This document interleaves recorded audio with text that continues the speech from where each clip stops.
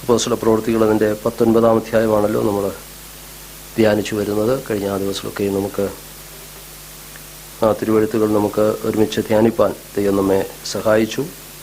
പൗലോസിൻ്റെ മിഷണറി യാത്രയും സുവിശേഷീകരണത്തിൽ തനിക്ക് നേരിടേണ്ട വന്ന പ്രതിബന്ധങ്ങളും അപ്പോൾ തന്നെ വിവിധ പ്രദേശങ്ങളിൽ എങ്ങനെ കർത്താവിൻ്റെ വചനം അത് ഐശ്വര്യമായി ഘോഷിക്കപ്പെട്ടു എന്നുള്ളതിൻ്റെ ഒരു ചരിത്രമാണ് നമുക്ക് ഈ അധ്യായങ്ങളിലൊക്കെ മനസ്സിലാക്കുവാൻ സാധിക്കുന്നത്. 19-ാം അധ്യായത്തിൽ പ്രധാനമായിട്ടും എഫെസോസ് എന്ന് പറയുന്ന സ്ഥലം നമുക്ക് പിന്നീട് എഫേസ്യ ലേഖനം വായിപ്പാൻ കഴിയുന്നുണ്ട്. എഫെസോസ് എന്ന് പറയുന്ന സ്ഥലത്തേക്ക് ആ സഭയ്ക്ക് ദൂതെഴുതുന്നതിനെ കുറിച്ച് വെളിപ്പാട് പുസ്തകത്തിൽ വായിക്കുന്നുണ്ട്. അങ്ങനെ എഫെസോസ് എന്ന് പറയുന്നത് ഏഷ്യ മൈനറിലെ ഒരു പ്രധാനപ്പെട്ട സ്ഥലമായിരുന്നു. വാണിജ്യപരമായിട്ടും കായിക മേളയ്ക്കുമൊക്കെ പ്രസിദ്ധമായിരുന്ന ഒരു സ്ഥലം. അങ്ങനെ ഈ ഏഷ്യ മൈനറിലുള്ള പ്രധാന മിക്ക സ്ഥലങ്ങളിൽ നിന്നും ആളുകൾ എഫെസോസ് എന്ന് പറയുന്ന പട്ടണത്തിൽ വരുമായിരുന്നു. അതുകൊണ്ട് തന്നെ എഫെസോസിലെ സുവിശേഷ വേല വളരെ പ്രാധാന്യമുള്ളതായിരുന്നു. പൗലോസിൻ്റെ മിഷണറി സ്ട്രാറ്റജി അല്ലെങ്കിൽ ദൈവിക ദൗത്യത്തിൻ്റെ പദ്ധതികൾ പലതും നമ്മൾ പഠിക്കുമ്പോൾ അതിൽ പ്രധാനമായിട്ടുള്ളൊരു കാര്യമാണ് ഇങ്ങനെ മർമ്മപ്രധാനമായ സ്ഥലങ്ങൾ തിരഞ്ഞെടുത്ത് സുവിശേഷ വേല ചെയ്യുക. അതിൻ്റെ ലക്ഷ്യം മറ്റൊന്നുമല്ല, അങ്ങനെയുള്ളവർ പട്ടണങ്ങളിൽ വാണിജ്യ ആവശ്യത്തിനും മറ്റ് കായിക വിനോദങ്ങൾക്കുമൊക്കെ വരുന്നവർ ഈ എഫെസോസിൽ ധാരാളം ദിവസങ്ങൾ അവർ വന്ന് പാർക്കും. അപ്പോൾ അങ്ങനെയുള്ളവരെ ക്രിസ്തുവിലേക്ക് നയിച്ചാലുള്ള നേട്ടമെന്ന് പറയുന്നത് അവർ പോകുന്ന വിദൂര സ്ഥലങ്ങൾ, ഏഷ്യ മൈനറിലുള്ള വിദൂര സ്ഥലങ്ങളിലും അവർ കടന്നുപോയി അവരുടെ സ്ഥലങ്ങളിലൊക്കെ കർത്താവിൻ്റെ വചനം അറിയാൻ കൊണ്ട് ഇടയായിത്തീരും. ഒരർത്ഥത്തിൽ അതാണ് പൗലോസിൻ്റെ മിഷൻ പ്രവർത്തനത്തിൻ്റെ പ്രധാനപ്പെട്ട ഒരു സ്ട്രാറ്റജി അതായിരുന്നു. അതുകൊണ്ടാണ് നമ്മളിപ്പോൾ ആസിയയിലുള്ള സഭകൾക്ക് ദൂതെഴുതുന്നതിനെക്കുറിച്ച് വെളിപ്പാട് പുസ്തകത്തിൽ വായിക്കുമ്പോൾ അവിടെ പറയുന്ന പല സഭകൾ, എഫെസോസ്, സ്മിർന, പെർഗമോസ്, തുയത്തൈര, അങ്ങനെ പറയുന്ന 7 സഭകളെക്കുറിച്ച് കാണുന്നുണ്ട്. ഇങ്ങനെയുള്ള പട്ടണങ്ങളിലെ എല്ലാ സ്ഥലങ്ങളെക്കുറിച്ചും നമുക്ക് വിശദമായിട്ട് അവിടുത്തെ പ്രവർത്തനങ്ങളെക്കുറിച്ച് കാണുവാൻ കഴിയുന്നില്ലെങ്കിലും നമുക്ക് ചിന്തിക്കുവാൻ കഴിയും. നിശ്ചയമായിട്ടും എഫെസോസ് എന്ന് പറയുന്ന ഈ കേന്ദ്ര പ്രദേശത്ത് പ്രധാനപ്പെട്ട പട്ടണത്തിൽ പൗലോസ് താമസിച്ച് 3 വർഷത്തോളം അവിടെ താമസിച്ച് കർത്താവിൻ്റെ വേല ചെയ്തതിൻ്റെ ഫലമായിട്ട് പലയിടങ്ങളിലേക്കും സുവിശേഷം കടന്നു ചെല്ലുവാനിടയായി. അത് പൗലോസിൻ്റെ പ്രധാനപ്പെട്ട സുവിശേഷീകരണത്തിൻ്റെ ഒരു ഭാഗമായിരുന്നു. രണ്ടാമതായി നമുക്ക് കാണുവാൻ കഴിയുന്നത് പൗലോസ് ചെല്ലുന്ന സ്ഥലങ്ങളിലെല്ലാം സിനഗോഗുകളിൽ അല്ലെങ്കിൽ യഹൂദന്മാരുടെ പള്ളികളിലാണ് ആദ്യം തനിക്ക് പ്രസംഗിക്കാൻ അവസരം ലഭിച്ചത്. താൻ ഒരു യഹൂദനായിരുന്നു, ഒരു പരീശനായിരുന്നു. അതുകൊണ്ട് യഹൂദ ന്യായപ്രമാണം നല്ലതുപോലെ അറിയാവുന്നതുകൊണ്ട് യഹൂദന്മാരുടെ പള്ളികളിൽ പ്രസംഗിക്കുവാൻ, ഇനി യഹൂദന്മാരെന്തുകൊണ്ടാണ് അങ്ങനെ ഒരു പ്രസംഗം കേൾക്കാൻ തയ്യാറാവുന്നതെന്ന് ചോദിച്ചാൽ അവർ മശീഹായെ കാത്തിരിക്കുന്നവരാണ്.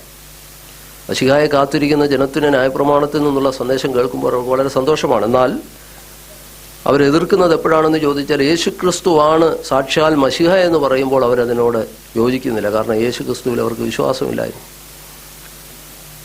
അവർ ഒരു മശീഹായ്ക്ക് വേണ്ടി കാത്തിരുന്നുവെങ്കിലും അവർ ക്രൂശിച്ച യേശു തന്നെയാണ് സാക്ഷാൽ മശീഹ എന്ന് അവർക്ക് വിശ്വസിക്കുവാൻ കഴിഞ്ഞില്ല. അപ്പോൾ ന്യായപ്രമാണത്തിൽ നിന്ന് തിരുവെഴുത്തുകളെ ആധാരമാക്കി ദൈവരാജ്യത്തെക്കുറിച്ചും യേശുക്രിസ്തുവിനെക്കുറിച്ചും പൗലോസ് പ്രസംഗിച്ച് അവരോട് സ്ഥാപിക്കാൻ ശ്രമിച്ചത് നിങ്ങൾ ക്രൂശിച്ച യേശു തന്നെയാണ് നിങ്ങൾ കാത്തിരുന്ന മശീഹ. അപ്പോൾ ഇത് ആദ്യം പ്രസംഗിക്കാൻ അവസരം കിട്ടുന്നത് സിനഗോഗിലാണ്. സിനഗോഗിൽ ന്യായപ്രമാണത്തെ ആസ്പദമാക്കിക്കൊണ്ട് മശീഹയെക്കുറിച്ചുള്ള സന്ദേശങ്ങൾ, ദൈവരാജ്യത്തെക്കുറിച്ചുള്ള സന്ദേശങ്ങളൊക്കെ പൗലോസ് പ്രസംഗിക്കുമായിരുന്നു. ദൈവരാജ്യത്തിൻ്റെ സ്ഥാപകനാരാണ്? സാക്ഷാൽ നമ്മുടെ കർത്താവ് തന്നെയാണ്. അപ്പോൾ അല്ലെങ്കിൽ ദൈവരാജ്യത്തിൻ്റെ ഉദ്ഘാടനം, ദൈവരാജ്യത്തിൻ്റെ സന്ദേശവുമായി അത് പൗലോസ് അവരുടെ അടുക്കൽ ചെല്ലുകയാണ്. പക്ഷേ അത് അവർക്ക് ഉൾക്കൊള്ളാൻ കഴിഞ്ഞില്ല. നാം മനസ്സിലാക്കേണ്ട ഒരു കാര്യം, ഈ ന്യായപ്രമാണത്തിൻ്റെ സന്ദേശം അല്ലെങ്കിൽ മിശിഹായെക്കുറിച്ചുള്ള കാത്തിരിപ്പ് കാലങ്ങൾ കഴിയും തോറും യഹൂദന്മാരുടെ ഇടയിൽ തലമുറകൾ കഴിയുമ്പോൾ നമുക്കറിയാം, ഒരു കാത്തിരുന്ന് ആദ്യത്തെ തലമുറ കാത്തിരുന്നത് പോലെയല്ല പിന്നീട് വരുമ്പോൾ അതിൻ്റെ പ്രാധാന്യം കുറയുന്നതായിട്ട് കാണുവാൻ കഴിയും. ഇതുപോലെയാണ് നമ്മൾ ഈ ദൈവവചന പഠന വേളയിൽ നാം മനസ്സിലാക്കേണ്ട ഒരു കാര്യം. ഇന്ന് നമുക്കറിയാം, ആദ്യ നാളുകളിലുള്ള അനുഭവത്തിൽ നിന്നൊക്കെ ആളുകൾ പിന്നീട് ക്രമേണ ആ വിശ്വാസവും ആ പ്രതീക്ഷയും ഒക്കെ കുറഞ്ഞു വരുന്നൊരു കാലഘട്ടത്തിലാണ് നമ്മൾ ജീവിക്കുന്നത്. അവിടെയാണ് ഈ സിനഗോഗുകളിൽ ചെന്ന് സാക്ഷാൽ മശിഹായെക്കുറിച്ചുള്ള പ്രസംഗം പൗലോസ് അവർക്ക് നൽകുന്നത്, യേശുക്രിസ്തുവിനെ കുറിച്ചുള്ള പ്രസംഗം. അതിനെക്കുറിച്ച് ചിന്തകൻ പറഞ്ഞത്, നമ്മുടെ തലമുറയിലും നമുക്കറിയാം, നമ്മൾ ജീവിക്കുന്ന ഒരു കാലഘട്ടത്തിലല്ല നമ്മുടെ തലമുറകൾ വളർന്നു വരുന്നത്. ഭൗതികത നിറഞ്ഞ, അല്ലെങ്കിൽ മനുഷ്യൻ എല്ലാം കൊണ്ടും വളരെയധികം ആധുനികമായ ഒത്തിരി നേട്ടങ്ങൾ കൈവരിച്ച ഒരു ലോകത്തിലാണ് നമ്മുടെ തലമുറകൾ വളർന്നു വരുന്നത്. വിശ്വാസത്തിൻ്റെ പ്രസക്തി എന്താണെന്ന് അവർ ചോദ്യം ചെയ്യാൻ തുടങ്ങിയിട്ടുണ്ട് തലമുറകൾ. ഞാൻ പറഞ്ഞു വന്ന അങ്ങനെ ഒരു തലമുറയിൽ യേശുക്രിസ്തുവിലുള്ള വിശ്വാസവും നമ്മൾ സ്വീകരിച്ച ദൈവവചനത്തിൻ്റെ സത്യങ്ങളെയും അവരിലേക്ക് പകർന്നു കൊടുക്കാൻ ഒരു ചിന്തകനെക്കുറിച്ച് പറഞ്ഞിരിക്കുന്ന നമ്മുടെ സഭകളിൽ അല്ലെങ്കിൽ നമ്മുടെ തലമുറകളിൽ തന്നെ ഈ സുവിശേഷീകരണം വളരെ ശക്തമാകണം എന്ന് ഒരു ചിന്ത അവിടെയുണ്ട്. അങ്ങനെ ഈ സിനഗോഗിൽ നമ്മളിവിടെ വായിക്കുന്നത് അതിൻ്റെ 19-ാം അധ്യായം 8 മുതലുള്ള വാക്യങ്ങളാണ്. കഴിഞ്ഞ ആഴ്ചയിൽ നമ്മൾ 19-ാം അധ്യായം 7 വരെയുള്ള വാക്യങ്ങളാണ് ധ്യാനിച്ചത്. 8-ാം വാക്യത്തിലാണ് നമ്മൾ ഈ പറഞ്ഞതിൻ്റെ ഒരു ഇൻട്രഡക്ഷനായിട്ടാണ് ഞാൻ ഓർപ്പിച്ചത്. പള്ളിയിൽ ചെന്ന് ദൈവരാജ്യത്തെക്കുറിച്ച് സമ്മതിപ്പിച്ചും കൊണ്ട് 3 മാസത്തോളം പ്രാഗൽഭ്യത്തോടെ പ്രസംഗിച്ചു. അപ്പോൾ ഈ സിനഗോഗിൽ 2-3 മാസം തനിക്ക് ലഭിച്ച അവസരങ്ങൾ ന്യായപ്രമാണത്തിൽ നിന്ന് മശിഹായെക്കുറിച്ച് അവരോട് സംസാരിച്ചു. എന്നാൽ അതിൻ്റെ ഫലം നമുക്ക് കാണുവാൻ കഴിയുന്നത്, യേശു ക്രിസ്തുവാണ് സാക്ഷാൽ മശിഹായ എന്ന് പറയാൻ തുടങ്ങിയപ്പോൾ അവർക്ക് അത് വിശ്വസിക്കാൻ കഴിഞ്ഞില്ലെന്ന് മാത്രമല്ല, അവരതിനെ എതിർക്കുവാൻ തുടങ്ങി. നമ്മൾ കാണുന്ന എന്നാൽ ചില കഠിനപ്പെട്ട് അനുസരിക്കാതെ പുരുഷാരത്തിൻ്റെ മുമ്പാകെ ഈ മാർഗത്തെ ദുഷിച്ചപ്പോൾ അവൻ അവരെ വിട്ട് ശിഷ്യന്മാരെ വേർതിരിച്ച് തുറന്നോസിൻ്റെ പാഠശാലയിൽ ദിനം പ്രതി സംവാദിച്ചു പോകും. മറ്റൊരു സ്ഥലം സുവിശേഷം അറിയിക്കാൻ, ദൈവരാജ്യത്തെക്കുറിച്ച് അറിയിക്കാൻ ഒരു അവസരം പൗലോസിന് തുറന്നു കിട്ടി. അതിനെക്കുറിച്ച് പറഞ്ഞിരിക്കുന്നത് തുറന്നോസിൻ്റെ പാഠശാലയെന്നാണ്.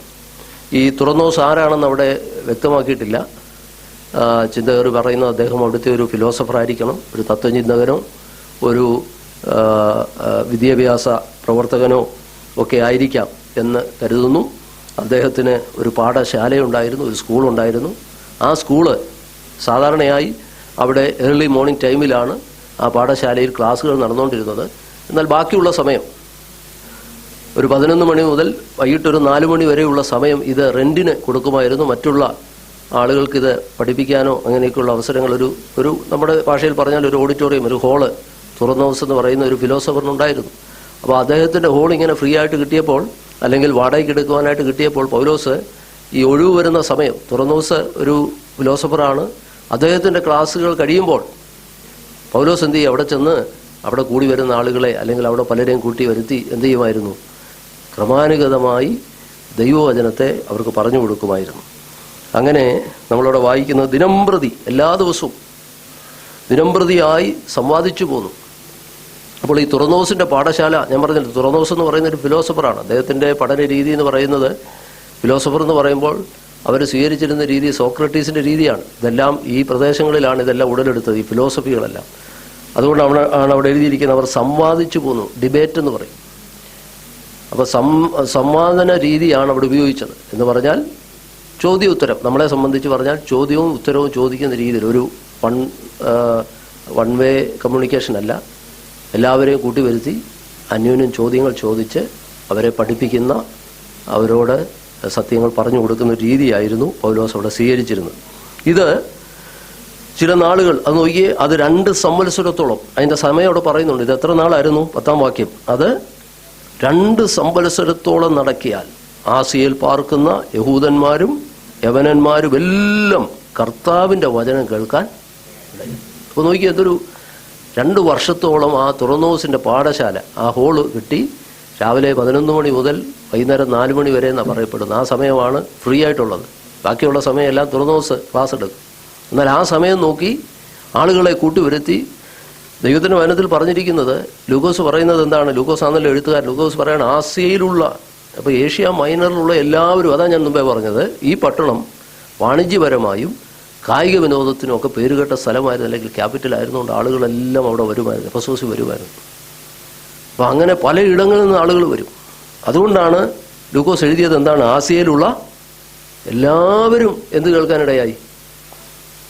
കർത്താവിൻ്റെ വചനം കേൾക്കാനിടയായി. അപ്പോൾ ഒരു പാഠശാലയിൽ ക്രമീകൃതമായ നിലയിൽ ദൈവത്തിൻ്റെ വചനം സംവേദന രീതിയിൽ പഠിപ്പിക്കാൻ തുടങ്ങിയപ്പോൾ ഒരു പ്രദേശത്തുള്ള, ആസിയ എന്ന് പറയുന്ന വലിയൊരു പ്രദേശമാണ്, പ്രദേശത്തുള്ള എല്ലാവരും 2 വർഷത്തോളം ദിനംപ്രതി ഇത് നടക്കുകയാണ്. അപ്പോൾ ക്രമീകൃതമായ നിലയിൽ ഈ കർത്താവിൻ്റെ വചനം പൗലോസ് ആ തുറന്നോസിൻ്റെ പാഠശാലയിൽ അതെ സംവാദിക്കുവാനായിട്ട് തുടങ്ങിയപ്പോൾ അവിടെ എന്ത് സംഭവിച്ചു? ആസിയയിലുള്ള എല്ലാവരും അതാ ഞാൻ പറഞ്ഞത്, അവിടെ ഉള്ളവരെല്ലാവരും ദൈവത്തിൻ്റെ വചനം കേൾക്കുവാനായിട്ട് ഇടയായിത്തീർന്നു. ഇത് 2 വർഷം തുടർമാനമായിട്ട് ഇത് നടന്നുകൊണ്ടിരുന്നു. ആ പ്രസംഗത്തിൽ പൗലോസിൻ്റെ പ്രസംഗ രീതി ഞാൻ പറഞ്ഞു. അവരെ നമ്മളവിടെ കാണുന്ന ഇങ്ങനെയാണ്: തുറന്നോസിൻ്റെ പാഠശാലയിൽ ദിനംപ്രതി സമ്പാദിച്ച് പോകുന്നു എന്ന് എഴുതിയിട്ടുണ്ട്. അതുപോലെ തന്നെ ഈ സിനഗോഗുകളിൽ പൗലോസ് പ്രസംഗിച്ച രീതിയെക്കുറിച്ച് 8-ാം വാക്യത്തിൽ പിന്നെ അവൻ പള്ളിയിൽ ചെന്ന് ദൈവരാജ്യത്തെക്കുറിച്ച് അവിടെയും സംവാദമുണ്ട്. സമ്പാദിച്ചും സമ്മതിപ്പിച്ചും കൊണ്ട്, നമ്മൾ മലയാളത്തിൽ അത് സമ്മതിപ്പിക്കുക എന്ന് പറയുമ്പോൾ ഒരു പ്രഷർ അല്ലെങ്കിൽ ഒരു ബലപ്രയോഗത്തിലാണോ എന്നൊരു ചിന്ത വരും. അങ്ങനെയല്ല. അവിടെ പറയുന്നത് പൗലോസിൻ്റെ പ്രസംഗ രീതിയിൽ അവർക്ക് മനസ്സിലാകുന്ന നിലയിൽ വിജാതീയരോടും യഹൂദന്മാരോടും ഒരുപോലെ സുവിശേഷത്തിൻ്റെ സത്യം അവർക്ക് മനസ്സിലാകുന്ന നിലയിൽ, അവർക്ക് ബോധ്യമാകുന്ന നിലയിൽ അവർക്കത് നൽകി എന്ന അർത്ഥമാണ് അവിടെയുള്ളത്. നമ്മൾ 18-ാം അധ്യായത്തിൽ അത് വായിക്കുന്നുണ്ട്. പൗലോസിൻ്റെ ഒരു പ്രതിപാദന രീതി അതായിരുന്നു. 18-ാം അധ്യായത്തിൻ്റെ 4-ാം വാക്യം നോക്കി: എന്നാൽ ശബത്ത് തോറും അവൻ പള്ളിയിൽ സമ്പാദിച്ച് യഹൂദന്മാരെയും യവനന്മാരെയും സമ്മതിപ്പിച്ചു. 19-ാം അധ്യായം 8-ൽ നമ്മളത് വായിക്കുന്നുണ്ട്. 26-ാം വാക്യത്തിൽ പൗലോസിൻ്റെ പ്രസംഗരീതിയെക്കുറിച്ചൊരു സൂചനയുണ്ട്.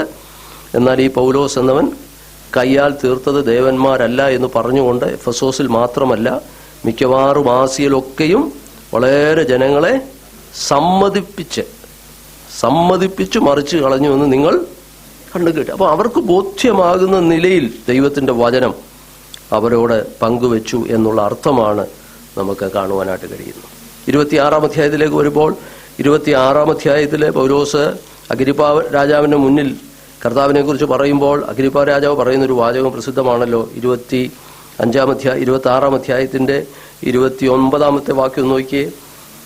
അതിനെ പൗലോസ്: നീ മാത്രമല്ല, ഇന്നെൻ്റെ പ്രസംഗം കേൾക്കുന്നവർ എല്ലാവരും അല്പം കൊണ്ടാകട്ടെ അധികം കൊണ്ടാകട്ടെ ഈ ചങ്ങല ഒഴികെ എന്നെപ്പോലാകണമെന്ന് ഞാൻ ദൈവത്തോട് അപേക്ഷിക്കുന്നു. അപ്പോൾ അഗ്രിപ്പ ചോദിക്കുന്നൊരു ചോദ്യമുണ്ട് 28-ാം വാക്യത്തിൽ. അഗ്രിപ്പ പൗലോസിനോട്: ഞാൻ ക്രിസ്ത്യാനിയായി തീരാൻ നീ എന്നെ അല്പം കൊണ്ട് സമ്മതിക്കുന്നു എന്ന് ചോദിക്കുകയാണ്.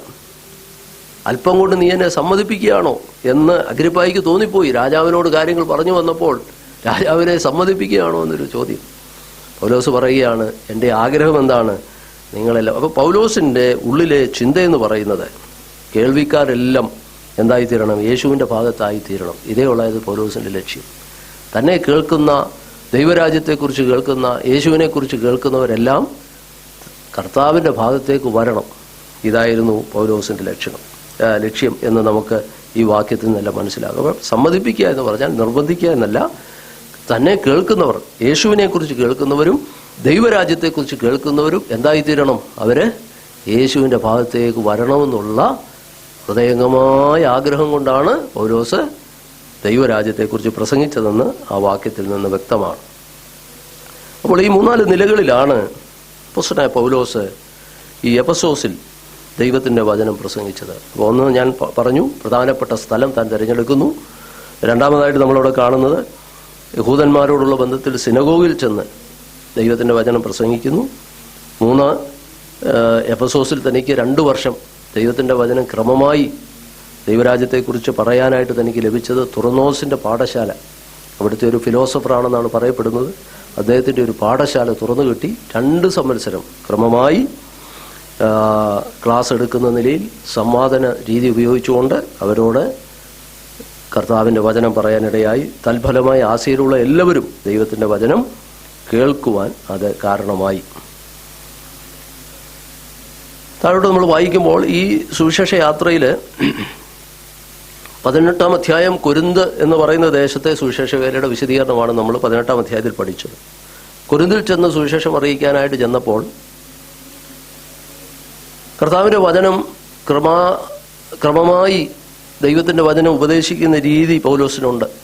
അത് സംവേദന രീതിയുണ്ട്, പ്രസംഗമുണ്ട്, സിനഗോഗുകളിൽ ചെന്ന് ന്യായപ്രമാണത്തെ അടിസ്ഥാനമാക്കിയുള്ള പ്രസംഗ രീതി, ഇതെല്ലാം നമുക്ക് കാണുവാൻ കഴിയും. ഇന്ന് നമ്മൾ ധ്യാനിച്ച ഈ വചനത്തിൽ ക്രമമായി 2 സംവത്സരത്തോളം ഒരു സംവേദന രീതി ഉപയോഗിക്കുന്നതായിട്ട് നമ്മൾ കാണുന്നുണ്ട്. എന്നാൽ ഇതോടൊപ്പം തന്നെ ഈ പ്രദേശങ്ങളിലെല്ലാം ദൈവത്തിൻ്റെ വചനത്തെ ഉറപ്പിക്കുവാനായിട്ട് ഈ പ്രസംഗിക്കുന്ന വചനവും ഈ കേൾക്കുന്ന വചനവും ഒക്കെ ഉറപ്പിക്കുവാൻ ദൈവം ചെയ്ത ചില പ്രവൃത്തികളൂടെ അവിടെ എഴുതിയിട്ടുണ്ട്. അതും വളരെ നാം ചിന്തിക്കേണ്ട ഒരു കാര്യമാണ്. സുവിശേഷം എവിടെയെല്ലാം കടന്നു ചെന്നിട്ടുണ്ടോ അവിടെയെല്ലാം ആ പ്രവൃത്തികളും അതോടൊപ്പം ദൈവരാജ്യത്തിൻ്റെ ശക്തിയെ പ്രദർശിപ്പിക്കുവാൻ, ദൈവവചനത്തിൻ്റെ ആധികാരികതയെ ഉറപ്പിക്കുവാൻ ദൈവം അത് ചെയ്തിട്ടുണ്ടെന്നുള്ളത് വളരെ സത്യമായൊരു കാര്യമാണ്. അതുകൊണ്ടാണ് ലൂക്കോസ് അതും കൂടെ ആ കൂട്ടത്തിൽ എഴുതിയിട്ടുണ്ട്. ഇപ്പോൾ 2 വർഷം ഇങ്ങനെ ദൈവത്തിൻ്റെ വചനം പഠിപ്പിച്ചുകൊണ്ടിരിക്കുന്ന കൂട്ടത്തിൽ 11-ാം വാക്യം നിങ്ങളൊന്ന് നോക്കിയേ. 11-ാം വാക്യം 19-11 വായിക്കുന്നത് എങ്ങനെയാണ്? ദൈവം പൗലോസ് മുഖാന്തരം അസാധാരണയായ വീര്യപ്രവൃത്തികളെ ചെയ്യിക്കയാൽ അവൻ്റെ മെയ്മേൽ നിന്ന് റുമാലും ഉത്തരീയവും രോഗികളുടെ മേൽ കൊണ്ടുവന്നിടുകയും വ്യാധികൾ അവരെ വിട്ടുമാറുകയും. ഇത് വളരെ ചിന്തനീയമാണ്. അപ്പോൾ എവിടെയെല്ലാം ദൈവരാജ്യം പ്രസംഗിക്കപ്പെട്ടോ, നമ്മളിപ്പോൾ കണ്ടത് 2 വർഷം ക്രമമായി ദൈവത്തിൻ്റെ വചനം സമ്പാദിച്ചുകൊണ്ട് ആ തുറന്നോസിൻ്റെ പാഠശാലയിൽ ആസിയയിലുള്ള എല്ലാവരും ദൈവവചനം കേൾക്കാനിടയായി. എന്നാൽ അതോടൊപ്പം തന്നെ നമ്മൾ മനസ്സിലാക്കേണ്ടത് ദൈവം തൻ്റെ വചനത്തെ ഉറപ്പിക്കുവാൻ, അഥവാ ദൈവരാജ്യത്തിൻ്റെ ശക്തിയെ പ്രദർശിപ്പിക്കുവാനായിട്ട് ദൈവം തൻ്റെ ദാസന്മാരിൽ കൂടെ 3 നിലയിലുള്ളതായ പ്രവൃത്തികളെക്കുറിച്ചാണ് അവിടെ കാണുന്നത്. ഒന്ന്, ദൈവിക രോഗശാന്തി, രോഗിയുടെ മേൽ രോഗികൾക്ക് സൗഖ്യം നൽകുന്നു. പിന്നെ രണ്ടാമതായി നമ്മളവിടെ വായിച്ചത് രോഗിയുടെ മേൽ ഉള്ള സൗഖ്യമുണ്ട്. രണ്ടാമതായി നമ്മൾ കാണുന്നത് വ്യാധികൾ അവരെ വിട്ടുമാറുന്നു. അത് രോഗത്തോടുകൂടെ തന്നെ നമ്മൾ ചിന്തിക്കുക, വ്യാധികൾ അവരെ വിട്ടുമാറുന്നു. പിന്നെ ദുരാത്മാക്കൾ, ഈ ദുരാത്മാക്കൾ എന്ന് പറയുമ്പോൾ പുതിയ നിയമത്തിൽ ഈ ദുരാത്മാവിനെ കുറിച്ച് പറയുന്ന ഭാഗം നമ്മൾ പഠിക്കുമ്പോൾ കർത്താവായ യേശു ക്രിസ്തുവും തൻ്റെ ഐകിക ശുശ്രൂഷയിൽ അനേക ദുരാത്മാക്കളെ പുറത്താക്കിയിട്ടുണ്ട്. ചിന്തകന്മാർ അതിനെക്കുറിച്ച് പറയുന്നത്, അന്ന് ഒരു പക്ഷേ ഇന്നത്തെ പോലെ മെഡിക്കൽ സയൻസ് ഒന്നും അത്ര വ്യാപകമല്ല. അപ്പോൾ സാധാരണയായി ചില രോഗങ്ങളെയൊക്കെ ഭൂതബാധയായോ പ്രേതബാധയായോ ഒക്കെ കരുതുന്നവരുണ്ട്. അങ്ങനെ ഒരു കാലഘട്ടം ഉണ്ടായിരുന്നു. എന്നാൽ അതുമാത്രം അങ്ങനെയാണ് എല്ലാം അന്നത്തെ അവരുടെ അറിവിൻ്റെ പരിമിതി കൊണ്ട് മാത്രമാണെന്ന് നമുക്ക് പറയാനൊക്കത്തില്ല. ഇന്നും അങ്ങനെയുള്ള പൈശാചികമായ അനുഭവങ്ങൾ ഇന്നും നമുക്ക് കാണാൻ സാധിക്കുന്നുണ്ട്. ഭൂതബാധയാൽ വിഷമിക്കുന്നവരും അങ്ങനെയുള്ള ബാധ ഉള്ള അനുഭവമുണ്ട്. അതിനെ പൂർണ്ണമായിട്ടും നമുക്കിന്നും ഒരു പക്ഷേ പല നിലയിലുള്ള മാനസിക രോഗങ്ങളെ ചികിത്സിച്ച് ഭേദമാക്കുന്ന വൈദ്യശാസ്ത്രം ഒത്തിരി പുരോഗമിച്ചിട്ടുണ്ട്. മാനസിക രോഗങ്ങളെയൊക്കെ അന്ന് കണ്ടിരുന്നത് ഇതെല്ലാം ഭൂതബാധയാണ്, അല്ലെങ്കിൽ ഇങ്ങനെയുള്ള അശുദ്ധാത്മാക്കളുടെ ഒരു പ്രവർത്തനമാണ് ഇങ്ങനെയുള്ള മാനസിക രോഗം ഉണ്ടാകുന്നതെന്നാണ് അന്ന് കരുതിയിരുന്നതെന്നാണ് ചിന്തകന്മാർ പറയുന്നത്. എന്നാൽ പിന്നീട് സയൻസ് പുരോഗമിച്ചപ്പോൾ മനസ്സിലായി ചില മനുഷ്യരുടെ മാനസികമായ അല്ലെങ്കിൽ മാനസിക നില തെറ്റുമ്പോൾ അതിനെയൊക്കെ മെഡിക്കൽ സയൻസ് ഡിഫൈൻ ചെയ്യാൻ തുടങ്ങി. എന്നാൽ ഇന്നും ഒരു കാര്യം നമുക്കറിയാം, പൂർണ്ണമായി അതിനെ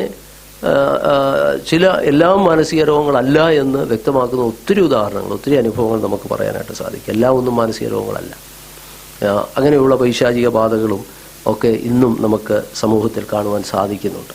ഞാൻ പറഞ്ഞു വന്നത്, അപ്പോൾ ഈ 3 നിലയിലുള്ളതായ ശുശ്രൂഷകൾ, ഒന്ന് രോഗിയുടെ മേൽ കൈവച്ചു അവർക്ക് സൗഖ്യം വരുന്നല്ലേ, രോഗികൾക്ക് സൗഖ്യം നൽകുന്നു. ഇനി അവിടെ പറഞ്ഞിരിക്കുന്ന ഒരു പദം നിങ്ങൾ പ്രത്യേകം ശ്രദ്ധിക്കണം. ഇവിടെ പൗലോസ് ചെയ്ത പ്രവൃത്തികളെക്കുറിച്ച് പറയുമ്പോൾ ലൂക്കോസ് ഒരു വാചകം എടുത്തു പറയുന്നുണ്ട്. ദൈവം പൗലോസ് മുഖാന്തരം അസാധാരണമായ വീര്യപ്രവൃത്തികൾ തന്നെ അസാധാരണമാണ്. സാധാരണയുള്ള കാര്യങ്ങളല്ലല്ലോ, മിറക്കിൾസ് എന്ന് പറഞ്ഞാൽ തന്നെ അസാധാരണമായ കാര്യം. പക്ഷേ ഒരു വേർഡൂടെ പൗലോസ് അതിന് ഉപയോഗിച്ചിട്ടുണ്ട്, അസാധാരണമായ വീര്യപ്രവൃത്തികൾ. അപ്പോൾ ഈ എഫെസോസിൽ അവിടുത്തെ സുവിശേഷ വേലയോട് ബന്ധപ്പെട്ട് പൗലോസ് പറയുകയാണ്, ദൈവം പൗലോസ് മുഖാന്തരം അസാധാരണമായ വീര്യപ്രവൃത്തികൾ. അത് വളരെ ചിന്തനീയമായൊരു കാര്യമാണ്. അപ്പോൾ ഒന്നാമതായിട്ട് നമ്മളോട് മനസ്സിലാക്കുക, അസാധാരണമായ വീര്യപ്രവൃത്തികൾ. 2, അതിൻ്റെ 18-19 വാക്യങ്ങളിൽ വരുമ്പോൾ ആ ദേശത്തുള്ളവർ, അവിടെ ചില മന്ത്രവാദികളും ക്ഷുദ്രപ്രയോഗക്കാരും ഈ എഫെസോസിൽ ഉണ്ടായിരുന്നുവെന്ന് അതിൻ്റെ 18-19 വാക്യങ്ങൾ വായിക്കുമ്പോൾ മനസ്സിലാക്കുവാൻ കഴിയും. അവരവിടെ എന്ത് ചെയ്തുകൊണ്ടിരുന്നു? തങ്ങളുടെ ക്ഷുദ്രപ്രയോഗങ്ങൾ കൊണ്ട്, മന്ത്രവാദം കൊണ്ട് ഒക്കെ ജനത്തെ സ്വാധീനിച്ചിരുന്നുവെന്ന് ആ വാക്യത്തിൽ നിന്ന് മനസ്സിലാക്കുവാൻ കഴിയും. അപ്പോൾ പൗലോസിനെ സംബന്ധിച്ച് പൗലോസ് ചെയ്യുന്ന ഈ പ്രവൃത്തികളൊന്നും അതിനോട് തുലനം ചെയ്യാൻ സാധ്യമല്ല. കാരണം എന്താണ്? ഇത് കേവലം ഒരു മാജിക്കായിട്ടോ ഒരു അത്ഭുതം കാണിക്കാൻ വേണ്ടി ഒന്നുമല്ല പൗലോസ് ഇത് ചെയ്തത്. പിന്നെ എന്താണ്? സാധാരണമായ വീര്യപ്രവൃത്തികൾ ദൈവമാണ് ചെയ്തതെന്നും അത് പൗലോസ് മുഖാന്തരം അസാധാരണമായ വീര്യപ്രവൃത്തികളെ ചെയ്യിക്കിയാൽ അതുകൊണ്ട് എന്താണ് ദൈവം ഉദ്ദേശിച്ചതെന്നും എല്ലാം ആ ഭാഗത്ത് വ്യക്തമാണ്. ദൈവത്തിൻ്റെ വചനത്തെയും ദൈവരാജ്യത്തിൻ്റെ ശക്തിയെയും അത് ജനത്തിന് മനസ്സിലാക്കി കൊടുക്കാൻ വേണ്ടിയാണ്. അല്ലാതെ 18-19 വായിക്കുന്ന അവിടെയുള്ള മന്ത്രവാദികളും ക്ഷുദ്രക്കാരും ചെയ്യുന്ന മാജിക്ക് പോലൊന്നുമല്ല അവർ ചെയ്തത് എന്നവിടെ വ്യക്തമാണ്. മറ്റൊന്ന് നമ്മൾ അവിടെ നിന്ന് മനസ്സിലാക്കേണ്ടത്, പൗലോസിനെ സംബന്ധിച്ചിടത്തോളം തൻ്റെ അപ്പോസ്തലത്വം ഒരു പ്രദേശത്ത് ചെന്ന് സുവിശേഷം അറിയിക്കുമ്പോൾ നമുക്കറിയാം, ആദിമകാലങ്ങളിലെല്ലാം ഈ വചനം ചെന്ന ഇടങ്ങളിലെല്ലാം വിശ്വാസത്തിന് ഉറപ്പ് വരേണ്ടതിന് ദൈവം എന്ത് ചെയ്തിട്ടുണ്ട്? രോഗികൾക്ക് സൗഖ്യം നൽകിയിട്ടുണ്ട്. ഇതുപോലെയുള്ള ഭൂത ബാധിതരെ ദൈവം വിടുവിച്ചിട്ടുണ്ട്. കർത്താവിൻ്റെ ശുശ്രൂഷയിൽ നമുക്കത് കാണുവാൻ കഴിയും. 2 കൊരിന്ത്യർ 12-ാം അധ്യായം 12-ാം വാക്യത്തിൽ പൗലോസിൻ്റെ സുവിശേഷീകരണ യാത്രയെക്കുറിച്ച് പറയുമ്പോൾ താൻ പോയ സ്ഥലങ്ങളിലെല്ലാം ദൈവത്തിൻ്റെ വചനത്തെ ഉറപ്പിക്കേണ്ടതിന് അഥവാ തൻ്റെ അപ്പോസ്തലത്വത്തിൻ്റെ തെളിവായി ദൈവം തന്നിലൂടെ അത്ഭുതങ്ങളെ ചെയ്തതിനെക്കുറിച്ച് കൊരിന്ത്യർക്ക് എഴുതിയ 2-ാം ലേഖനം 12-ാം അധ്യായം അതിൻ്റെ 12-ാമത്തെ വാക്യം നോക്കിക്കാട്ടെ. 2 കൊരിന്ത്യർ 12-ാം അധ്യായം അതിൻ്റെ 12-ാമത്തെ വാക്യം. അപ്പോസ്തലന്റെ ലക്ഷണങ്ങൾ പൂർണ്ണ സഹിഷ്ണുതയിലും അടയാളങ്ങളാലും അത്ഭുതങ്ങളാലും വീര്യപ്രവൃത്തികളാലും. അപ്പോൾ ഒരു അപ്പോസ്തലന്റെ അടയാളമായിട്ട് ദൈവം നൽകിയതാണെന്ത്? അത്ഭുതങ്ങളും അടയാളം. അവരുടെ കയ്യാൽ അത്ഭുതങ്ങളും അടയാളങ്ങളും നടക്കുന്നത് എന്തുകൊണ്ടാണെന്ന് ഇവിടെ പറഞ്ഞ അപ്പോസ്തലന്റെ ലക്ഷണങ്ങളാണ്. അപ്പോസ്തലന്റെ ലക്ഷണങ്ങൾ പൂർണ്ണ സഹിഷ്ണുതയിലും അടയാളങ്ങളാലും അത്ഭുതങ്ങളാലും വീര്യപ്രവൃത്തികളാലും നിങ്ങളുടെ ഇടയിൽ എന്ത് ചെയ്തിട്ടുണ്ട്? കണ്ടോ? അപ്പോൾ അപ്പോസ്തലന്മാർ ദൈവത്തിൻ്റെ വചനവുമായി കടന്നു പോകുന്നവർ, അയക്കപ്പെട്ടവർ എന്ത് ചെയ്യുന്നു? അവർ സുവിശേഷം പ്രസംഗിക്കുന്ന ഇടങ്ങളിൽ, ദൈവരാജ്യം പ്രസംഗിക്കുന്ന ഇടത്തിൽ ദൈവം അവരോടുകൂടെ ഇരുന്ന് സാധാരണമായ അത്ഭുതങ്ങളെ ചെയ്തു. അത് അപ്പോസ്തലന്മാരുടെ ലക്ഷണമാണ്. മറ്റൊന്ന്, റോമലേഖനം 15-ാം അധ്യായം നോക്കി, അവിടെ തന്നെ പൗലോസ് പറയുന്നുണ്ട്. റോമലേഖനം 15-ാം അധ്യായം 18-19 വാക്യങ്ങളൊന്ന് വായിച്ച്. റോമലേഖനം 15-18-19. ക്രിസ്തു ഞാൻ മുഖാന്തരം ജാതികളുടെ അനുസരണത്തിനായി അടയാളങ്ങളുടെയും അത്ഭുതങ്ങളുടെയും ശക്തി കൊണ്ടും കണ്ടോ? അപ്പോൾ പൗലോസ് പറയുകയാണ്, എനിക്ക് പറയാനുള്ളത് അടയാളങ്ങളാലും അത്ഭുതങ്ങളാലും പരിശുദ്ധാത്മാവിൻ്റെ ശക്തി കൊണ്ട് ദൈവം പ്രവർത്തിച്ച കാര്യങ്ങൾ നിങ്ങളോട് പറയാനേ എനിക്കുള്ളൂ എന്ന് പറഞ്ഞാൽ, താൻ കടന്നുപോയ ഇടങ്ങളിലെല്ലാം ക്രിസ്തു തന്നോടുകൂടെ ഇരുന്ന് ദൈവത്തിൻ്റെ വചനത്തെ ഉറപ്പിക്കുവാൻ കർത്താവ് ചെയ്ത അടയാളങ്ങൾ. അപ്പോൾ ഈ നിലയിലാണ് പൗലോസ് അത്ഭുതങ്ങളെ മനസ്സിലാക്കുന്നത്. ലൂക്കോസും അത് തന്നെയാണ് ഇവിടെ എഴുതിയിരിക്കുന്നത്. ഇത് തികച്ചും എന്തല്ല, മറ്റ് ക്ഷുദ്രക്കാർ ചെയ്യുന്നതോ ഇവിടെ പറഞ്ഞിരിക്കുന്ന മന്ത്രവാദികൾ ചെയ്യുന്ന കുറുക്കുവിദ്യയോ മാജിക്കോ ഒന്നുമല്ല, മറിച്ച് ദൈവരാജ്യത്തിൻ്റെ ശക്തിയെ പ്രദർശിപ്പിക്കുവാൻ, തൻ്റെ അപ്പോസ്തലത്വത്തിൻ്റെ അടയാളമായിട്ട് കർത്താവിൻ്റെ വചനം അതിൻ്റെ ശക്തിയെ വെളിപ്പെടുത്തുവാനായി ഈ 2 വേദഭാഗം കൂടെ നമ്മൾ നോക്കിയാൽ എന്തായിരുന്നു കർത്താവ് പൗലോസിലൂടെ ചെയ്ത അത്ഭുതങ്ങളുടെ ഉദ്ദേശമെന്ന് ഈ 2 വാക്യങ്ങൾ വ്യക്തമാണ്. 2 കൊരിന്ത്യർ 12-12 റോമാലേഖനം 15-18-19 അത് വ്യക്തമാണ്. അപ്പോൾ ഈ 2-3 കാര്യങ്ങൾ നമുക്ക് അതിനകത്തുനിന്ന് മനസ്സിലാക്കുവാനായിട്ട് കഴിയും. മറ്റൊരു കാര്യം ഞാൻ പറഞ്ഞല്ലോ, ഈ കൊരിന്ത്, എഫെസോസ് എന്നൊക്കെ പറയുന്ന പട്ടണങ്ങൾ വളരെ ജാതീയമായ ആരാധനകൾ കൊണ്ട് നിറഞ്ഞ, പ്രത്യേകിച്ച് എഫെസോസിനെ കുറിച്ച് കഴിഞ്ഞ ആഴ്ചയിൽ ഞാൻ പറഞ്ഞു. അർത്തമീസ് ദേവിയുടെ പ്രധാനപ്പെട്ട 7 അത്ഭുതങ്ങളിൽ ഒന്നായ അർത്തമീസ് ദേവിയുടെ ക്ഷേത്രം നിലകൊള്ളുന്ന ഒരു ദേശമാണ് എഫെസോസ്. വളരെയധികം ജാതി ആരാധനകൾക്ക് പേരുകേട്ട ഒരു സ്ഥലമാണ്. അപ്പോൾ അങ്ങനെയുള്ള ക്ഷുദ്രക്കാരും മന്ത്രവാദികളും ഒക്കെ അവിടെ ഉണ്ട്. ജനത്തെ പല നിലകളിൽ സ്വാധീനിക്കത്തക്ക നിലയിലുള്ളതായ അധികാര കേന്ദ്രങ്ങൾ, ശക്തികളൊക്കെ വാഴുന്ന ഒരു ലോകമായിരുന്നു അത്. പ്രത്യേകിച്ച് പൈശാചികമായ വളരെയധികം ശക്തികൾ അവിടെ ഉണ്ടായിരുന്നുവെന്ന് നമുക്ക് ആ വചനം ധ്യാനിക്കുമ്പോൾ മനസ്സിലാക്കുവാൻ കഴിയുന്നുണ്ട്. ഇവിടെയാണ് അപ്പോസ്തലനായ പൗലോസിനെ സംബന്ധിച്ച് ഓരോ സ്ഥലത്ത് ചെല്ലുമ്പോഴും ആ സ്ഥലത്ത് ദൈവരാജ്യത്തിൻ്റെ വ്യാപ്തിക്കും ദൈവമഹത്വത്തിനായിട്ട് നിലകൊള്ളുവാൻ ദൈവം ഓരോ നിലകളിലാണ് പൗലോസിനെ ബലപ്പെടുത്തിയത്. കൊരിന്ത് പട്ടണത്തിൽ നമ്മൾ വായിച്ചു, അവിടെ എതിർപ്പുണ്ടായപ്പോൾ ഒരു രാത്രി ദർശനമാണ് പൗലോസിനെ എന്ത് ചെയ്തത്? അവിടെ നിർത്തിയത്, ഇല്ലേ? വലിയ എതിർപ്പുണ്ടായി. ആ ദേശം വിട്ട് പോകാനിരുന്നപ്പോൾ രാത്രി ദർശനത്തിൽ പൗലോസിനോട് ചെന്ന് ദൈവം പറയുകയാണ്, നീ എന്ത് ചെയ്യരുത്, നീ ഭയപ്പെടാതെ പ്രസംഗിക്കണം. ഈ പട്ടണത്തിന് എനിക്ക് വലിയ ജനമുണ്ട്. നിന്നെ ആരും കയ്യേറ്റം ചെയ്ത് ദോഷപ്പെടുത്തുകയും ഒരു രാത്രി ദർശനം നൽകിയാണ് പൗലോസിനെ അവിടെ നിർത്തിയത്. എന്നാൽ 19-ാം അധ്യായത്തിൽ നോക്കിയേ, 19-ാം അധ്യായത്തിൽ വരുമ്പോൾ അവിടെ എന്താണ്? ജനത്തെ ഭ്രമിപ്പിക്കുന്ന മന്ത്രവാദികളും ശുദ്രക്കാരും ഒക്കെയാണ്. അവരുടെ മുമ്പിൽ നിൽക്കണം. എന്ത് ചെയ്യണം? ജനങ്ങൾ ഇവരുടെ മാജിക്ക് കണ്ട് അല്ലെങ്കിൽ ഇവരുടെ കാര്യങ്ങളൊക്കെ കണ്ട് പരിഭ്രാന്തരായിരിക്കുന്നവരുടെ നടുവിൽ ഇതിനെയെല്ലാം അതിജീവിക്കുന്ന, ഇതിനെയെല്ലാം മറികടക്കുന്ന ഒരു ശക്തി ഉണ്ടെന്ന് അവർക്ക് ബോധ്യമാകണം. അപ്പോൾ 2 വർഷം ക്രമാനുഗതമായി അവരോട് വചനം പ്രസംഗിക്കുന്നതോടൊപ്പം തന്നെ പൗലോസിനെ ഈ മന്ത്രവാദികളുടെയും ശുദ്രക്കാരുടെ ഇടയിലൊക്കെ നിർത്തിയതെന്നവാ? ദൈവത്തിൻ്റെ ശക്തിയാണ്. പരിശുദ്ധാത്മശക്തിയാൽ ആ അത്ഭുതങ്ങളും അടയാളങ്ങളും അവിടെ വെളിപ്പെട്ടതുകൊണ്ടാണ് ഈ പൈശാചിക ശക്തികളെ നമ്മുടെ ഭാഷയിൽ പറഞ്ഞാൽ എതിരിടുവാനായിട്ട് പൗലോസിന് സാധിച്ചത്. ദൈവത്തിന് സ്തോത്രം. അതിൻ്റെ ഒരു തെളിവാണ് അടുത്തൊരു പാസേജ്. അതുകൊണ്ടൊന്ന് വായിച്ച് നമുക്ക് ആ ഭാഗം അവസാനിപ്പിക്കാൻ നോക്കിയേ. ഇനി അതിൻ്റെ 13 വരെ വരുമ്പോൾ ആ പൈശാചിക ശക്തികളെ എങ്ങനെ പൗലോസ് എതിരിട്ടു എന്നുള്ളതിൻ്റെ നല്ലൊരു എക്സാമ്പിളാണത്. വായിച്ചാട്ട്.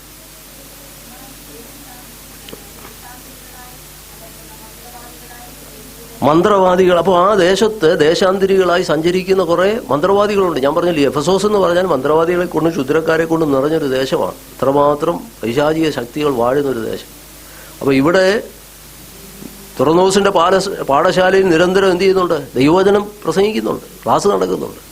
എന്നാൽ മറുഭാഗത്ത് പൗലോസിനറിയാം ഈ ദേശത്ത് പൈശാചികമായ വലിയ ശക്തിയുടെ ഒരു പോരാട്ടമുണ്ട്. അതിനെ എതിരിടാനായിട്ട് എന്താണ് ചെയ്യേണ്ടത് നോക്കുക. അവിടെയാണ് പൗലോസിനെ ദൈവത്തിന്റെ ആത്മാവ് നയിച്ച വിധം അവിടെ എഴുതിയിട്ടുണ്ട്. ചില യഹൂദന്മാർ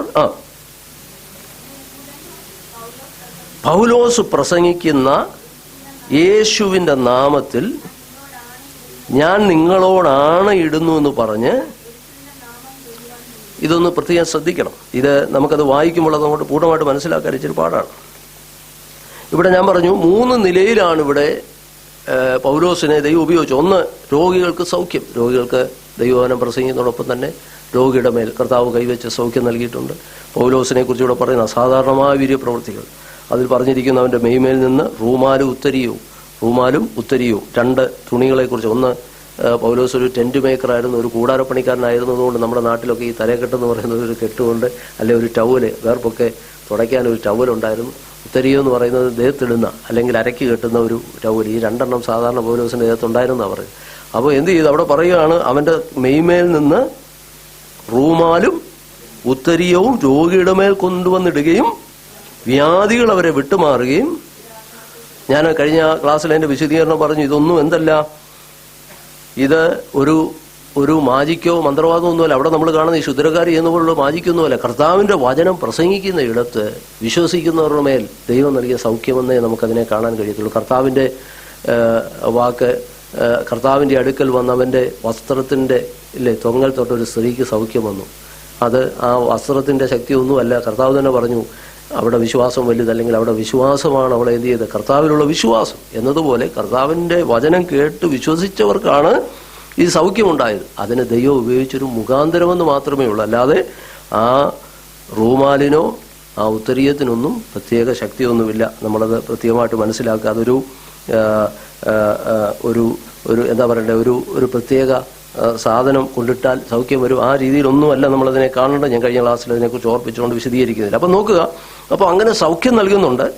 എന്നാൽ നമ്മൾ ഈ ഭാഗം വായിക്കുമ്പോൾ 13 മുതൽ വായിക്കുന്ന ഭാഗത്ത് നമ്മൾ പറഞ്ഞ 3ാമത്തെ കാര്യം, അതായത് ഭൂത ഉച്ചാടനം, ഭൂതങ്ങളെ പുറത്താക്കുന്നത് എങ്ങനെയാണ്. ഞാൻ പറഞ്ഞില്ല, അന്നത് വളരെ ദുരാത്മാക്കൾ മനുഷ്യരെ പല നിലകളിൽ ബാധിക്കും. അപ്പം സാധാരണയായി ഇങ്ങനെയുള്ള ദുരാത്മാക്കളെ പുറപ്പെടുവിക്കാനായിട്ട് ആളുകൾ പോകുന്നതൊക്കെ എവിടെയാണ്? ഈ മന്ത്രവാദികളുടെ അടുക്കലാണ്, ശുദ്രപ്രയോഗക്കാരുടെ അടുക്കൽ ചെല്ലുവാനും. അപ്പോൾ അവിടെ ഒരു കൂട്ടം ആൾക്കാരെ കുറിച്ച് പറയാം. കുറച്ച് മന്ത്രവാദികളുണ്ട്. അവരൊരു വീട്ടിൽ ചെന്ന് ഒരാൾക്ക് സൗഖ്യം വരുത്താനായിട്ട് പരിശ്രമിക്കുമ്പോൾ അവരെന്ത് ചെയ്യുന്നറിയാമോ? നോക്കി അവിടെ ശ്രദ്ധിക്കേണ്ടത്, പൗലോസ് പ്രസംഗിക്കുന്ന യേശുവിൻ്റെ നാമത്തിൽ ഞാൻ നിങ്ങളോടാണ് ഇടുന്നു എന്ന് പറഞ്ഞ് യേശുവിൻ്റെ നാമം ചൊല്ലാനായിട്ട് ശ്രമിച്ചു. അപ്പോൾ ഇവർക്ക് മനസ്സിലായി ഈ പൗലോസ് പ്രസംഗിക്കുന്ന യേശുവിൻ്റെ നാമം. അപ്പോൾ ഇവർ ഓരോ നാമം ചൊല്ലിയാണ് ഇവരുടെ ഭൂതാചോടനം നടത്തിക്കൊണ്ടിരിക്കുന്നത്. അപ്പോൾ ഇവർ എന്ത് ചെയ്യുകയാണ്? യേശുവിൻ്റെ നാമം ചൊല്ലിയാൽ, അല്ലെങ്കിൽ യേശുവിൻ്റെ നാമം ചൊല്ലി ഇവനിലുള്ള ഈ ഭൂതത്തെ പുറത്താക്കാൻ ഒരു ശ്രമം നടത്തുകയാണ്. യേശുവിൻ്റെ നാമത്തിൻ്റെ ശക്തിയെ ഇവരിങ്ങോട്ട് എടുത്തിട്ട് ആ പേര് ചൊല്ലി ഇവനിലുള്ള ഭൂതത്തെ പുറത്താക്കാൻ ഇവർ ശ്രമം നടത്തുകയാണ്. ഇവരങ്ങനെയാണ് ചെയ്തുകൊണ്ടിരിക്കുന്നത്. പല നാമങ്ങളും പല ദേവതകളുടെ ഒക്കെ പേരിലാണ് ഇത് ചെയ്തുകൊണ്ടിരുന്നത്. ആ കൂട്ടത്തിൽ ഇവരെന്ത് ചെയ്തു? യേശുവിനെ കുറിച്ച് കേട്ടപ്പോൾ യേശുവിൻ്റെ നാമത്തിലുള്ള ആ ശക്തിയെ ആവഹിക്കാനായിട്ട് ശ്രമിക്കുകയും ആ പേര് ചൊല്ലി ഭൂതത്തെ പുറത്താക്കാനുള്ള ഒരു ശ്രമമാണ് അവിടെ നടക്കുന്നത്. പക്ഷെ എന്താ സംഭവിച്ചതെന്ന് നോക്കിയേ. അവരാരായിരുന്നു എന്ന് അവിടെ എഴുതിയിട്ടുണ്ട്. ഇങ്ങനെ ചെയ്തവർ യഹൂദന്റെ 7 പുത്രന്മാരാണ്. 7 പേര് ചേർന്നാണ് ഈ ഭൂതോച്ചാടനത്തിന് ശ്രമിക്കുന്നത്. അപ്പൊ ഇവിടെ നടക്കുന്ന സംഭവം ഒരു ഭൂതോച്ചാടനമാണ്. ഒരു വ്യക്തിയെ നിങ്ങൾ കാണുക, വീട്ടിൽ ചെന്ന് 7 പേര് ചേർന്ന് അവനിലുള്ള ഭൂതത്തെ പുറത്താക്കാൻ ഒരു ശ്രമം നടത്തുകയാണ്. അന്ന് അവർ ഉപയോഗിച്ച നാമം ഏതാ? യേശുവിന്റെ നാമമാണ്. അവർ യേശുവിന്റെ അനുയായികളൊന്നുമല്ല, യേശുവിനെ സ്വീകരിച്ചവരുമല്ല, യേശുവിന്റെ അനുയായികളുമല്ല. പക്ഷേ അവർ യേശുവിന്റെ നാമം അവരങ്ങനെയാ ചെയ്യുന്നത്. ഇപ്പം ഭൂതാചരണം ചെയ്യുന്നവർ ഓരോ പേരിൽ ഓരോ ആളുകളുടെ പേരിൽ അല്ലെങ്കിൽ ഓരോ ശക്തിയുടെ പേരിലാണ് ചെയ്തുകൊണ്ടിരുന്നത്. അന്ന് അവർ ചെയ്തത് എന്താണ്? പൗലോസ് പ്രസംഗിക്കുന്ന യേശുവിന്റെ നാമം. അപ്പോൾ പൗലോസിന്റെ പ്രസംഗം അവർ കേട്ടിട്ടുണ്ടാകണം. അപ്പോൾ അവർ യേശുവിന്റെ നാമം ചൊല്ലി ഇതിനെ ഉച്ചാടനം ചെയ്യാനായിട്ട് ശ്രമിച്ചു. എന്താ സംഭവിച്ചത്? 15-ാം വാക്യം. ദുരാത്മാവ് അവരോട്, നമുക്കെങ്ങനെ അത് മനസ്സിലാക്കാൻ? ദുരാത്മാവ് സംസാരിക്കുമോ? പിന്നെന്താണ് നമ്മൾ മനസ്സിലാക്കുക? ഞാൻ പറഞ്ഞ ആ ഭാഗം മനസ്സിലാക്കണമെങ്കിൽ ഒരു വ്യക്തിയുടെ വീട്ടിലാണ് ഇത് സംഭവിക്കുന്നത്. ആ വീട്ടിൽ ദുരാത്മാവ് ബാധിച്ച ഒരു മനുഷ്യനുണ്ട്. ആ മനുഷ്യനാണ് എന്ത് ചെയ്യുന്നത്? നമ്മൾ ഈ ഭൂതാചരണമൊക്കെ കണ്ടിട്ടുള്ളവർക്കറിയാം, ഈ ഭൂതം സംസാരിക്കും. അപ്പൊ ഈ ദുരാത്മാവ് അവരോട് ചോദിക്കുകയാണ്. വായിച്ചോ.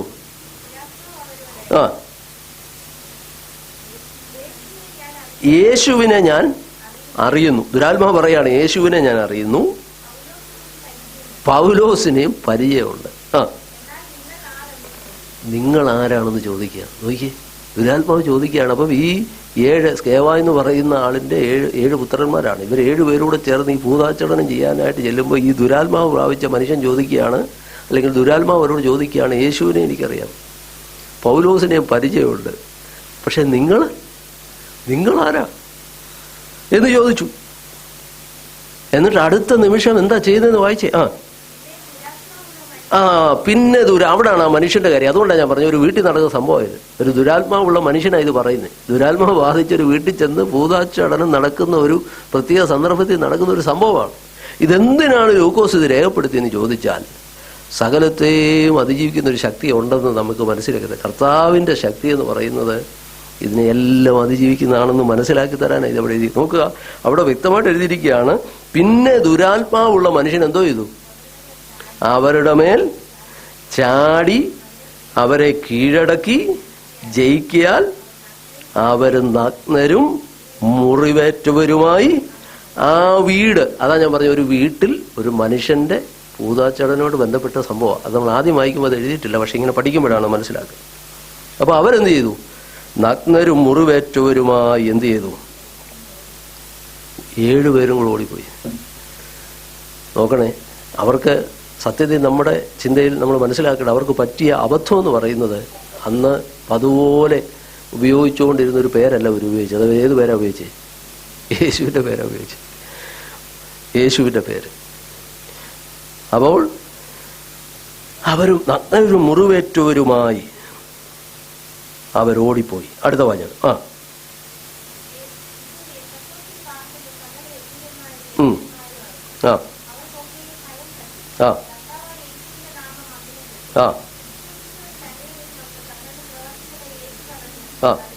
അപ്പൊ ഇവിടെ നമ്മൾ ശ്രദ്ധിക്കേണ്ട ഒരു കാര്യം, ഈ സംഭവത്തോട് ബന്ധപ്പെട്ട് ഇത് കണ്ടപ്പോൾ ഈ ദേശത്തുണ്ടായിരുന്ന അനേകം ആളുകൾ, അവിടെ എഴുതിയിരിക്കുന്നത് എഫെസോസിൽ പാർക്കുന്ന സകല യഹൂദന്മാരും യവനന്മാരും അറിഞ്ഞ് അവർക്കൊക്കെയും ഭയമുണ്ടായി.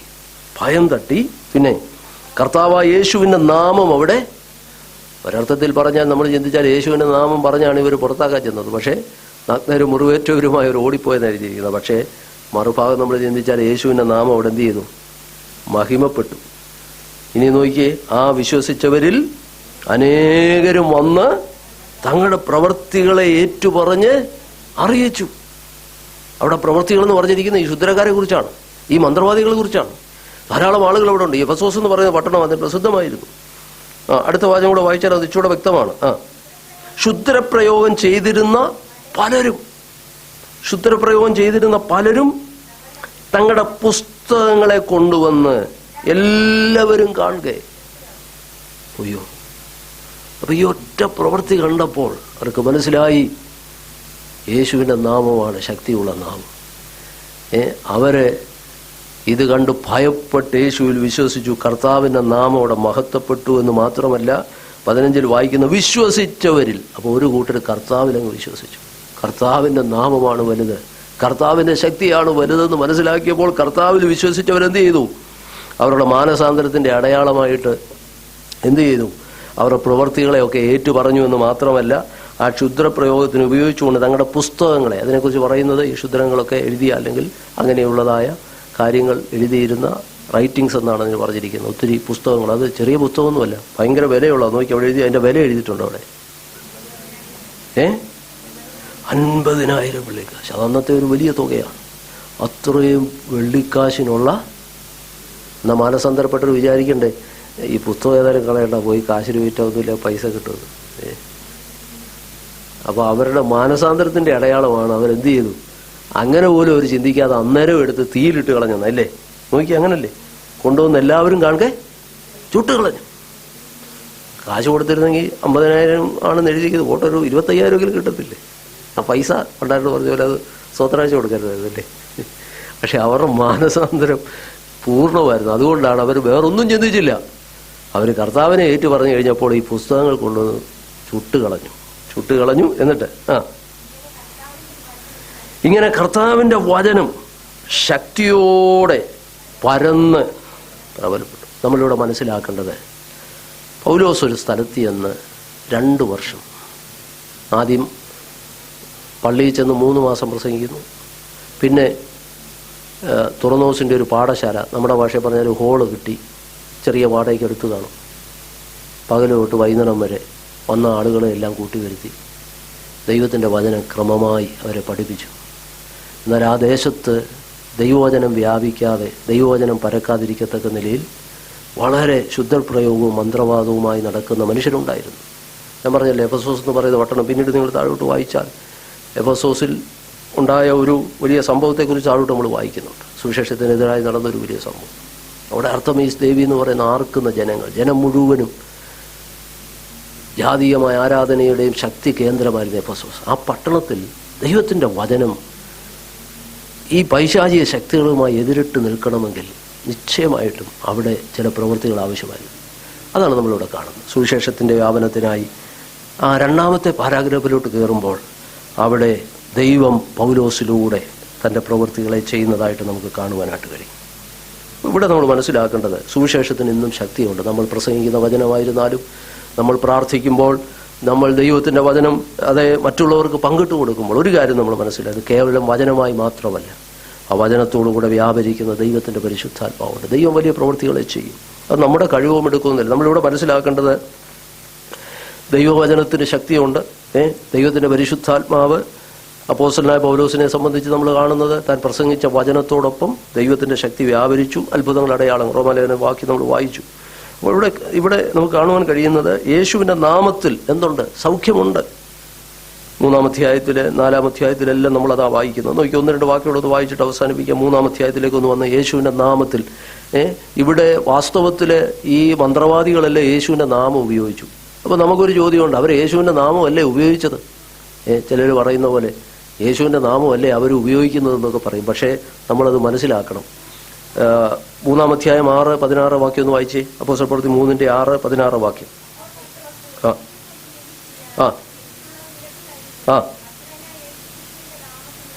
അപ്പൊ യേശുവിൻ്റെ നാമത്തിൽ നടക്ക എന്ന് പറഞ്ഞപ്പോൾ അവിടെ സൗഖ്യമുണ്ടായി. നമുക്കറിയാം, സൗഖ്യമുണ്ടായി. 16-ാം വാക്യം വായിച്ചേ. 16-ാം വാക്യം 3-ന്റെ. അവന്റെ നാമത്തിൽ, അപ്പൊ യേശുവിന്റെ നാമത്തിൽ സൗഖ്യമുണ്ട്. 4:10 വായിച്ചേ. 4:10.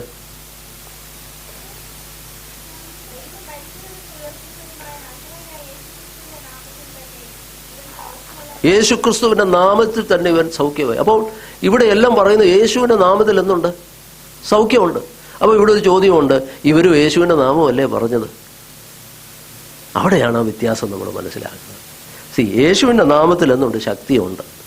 ശക്തിയുണ്ട്. പക്ഷെ അതൊരിക്കലും എന്തല്ല, അതിനെക്കുറിച്ച് ചിന്തകൻ പറയും, ഇറ്റ് ഈസ് നോട്ട് മെക്കാനിക്കൽ. ഒരു മെക്കാനിക്കലായിട്ട് നമ്മൾ യേശുവിൻ്റെ നാമം അങ്ങോട്ട് പറഞ്ഞാൽ സൗഖ്യം വരുമെന്നല്ല എൻ്റെ അർത്ഥം. വേറൊരാൾ അതിനെക്കുറിച്ച് പറയും it is not second hand എന്ന്. അതായത് ഒരാൾ ചെയ്യുന്ന കണ്ടിട്ട് ഇവർ വാസ്തവത്തിൽ എന്താ ചെയ്തത്? പൗലോസ് പ്രസംഗിച്ച യേശുവിൻ്റെ നാമം നമ്മളും ഒന്ന് ഉപയോഗിച്ച് നോക്കാമെന്നും പറഞ്ഞ് ചെയ്തെന്നാണ് അവിടെ എഴുതിയിരിക്കുന്നത്.